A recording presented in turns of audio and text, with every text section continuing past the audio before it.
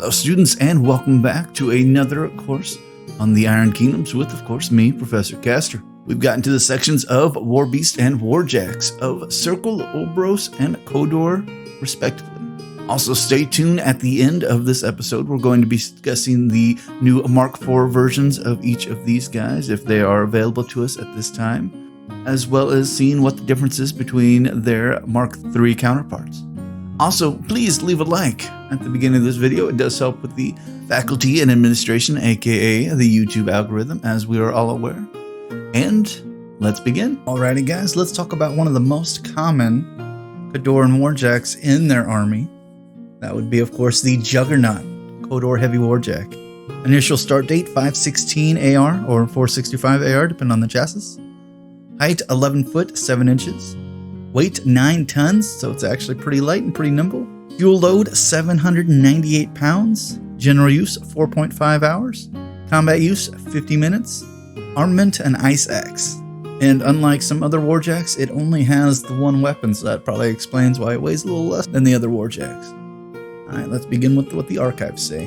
Vigor is usually better in Khador, and the country's mechanics employ this principle with each successive warjack they design.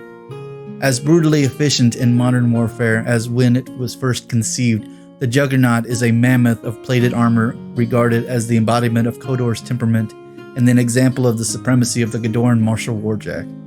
Fewer Juggernauts come off the assembly lines today than the past decade, but they can endure brutal punishment and can be rebuilt and repaired countless times before they are scrapped.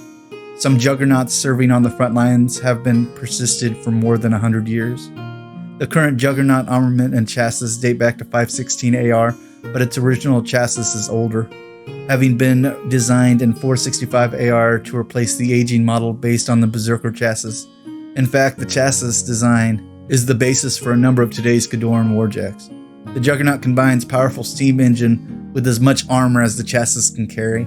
Inspired by mechanical techniques of the Grey Lord Covenant, the Mechanics Assembly created the Ice Axe for the Juggernaut in 517 AR. The weapon encases its target in a layer of ice, causing it to seize up. Even glancing blows can freeze enemy warjacks in their tracks and cause their engines to screech to a protest against their frozen limbs. Khadorans respect power, and there is not a soul in the motherland who does not admire the storied Juggernaut and its endless list of accomplishments in battle. And when you get to see a warjack or war beast freeze and just allow your Juggernaut to just tear into them without having to, hit them, because basically they're frozen to the spot, so he just, has in his way with them.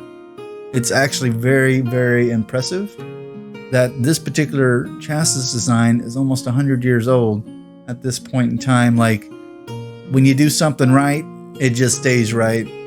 Also, why they don't build as many anymore, because they can just keep fixing the old ones over and over and over again. Most Khadoran mechanics I've known, since most of the chassis is based on the Juggernaut's original design, it's all working on the same warjack, just different weaponry. It's very impressive. Also, most warcasters I ran within Khador usually had at least 2 or 3 of these guys in reserve or on the battlefield most of the time, just because if you know you're going to get in melee, you want to have these guys with you at all times. Bombard guys are good for the destroyer when you have to, siege someplace, or when you have to stay a little more distance from your enemy, or they don't want to come over to you, like in the Dragon's Tongue battle. The Juggernaut is the staple of melee in the Khadoran army. Alright students, it is time for the Mark III to Mark IV changes of the Juggernaut. And again, like most War Beast and Warjacks, nothing much has changed. The Open Fist still is a 15, the Ice Axe is still a 19, with the critical freeze effect still the same. The only thing different is with the new Mark IV, their speed of run is a +5 instead of just double speed, which gets these guys up to a speed 9 in Mark IV rather than their speed 8 in Mark III for a run. So much faster in the run speed, so they can get up to the enemy even quicker. Perfect. Alrighty students, well that does it for this particular warjack. And if you could, please like, subscribe, and comment. Let me know if you've ever fought alongside these particular warjacks, or if you've ever gone against them. Because honestly, I would hate to have to go up against these particular warjacks, but that is the terms of war, and I'm glad I am retired. And as always, your homework is please Tell your friends and fellow gamers about this particular podcast so that we can keep increasing the class size and keep this particular train rolling. And as always, class dismissed.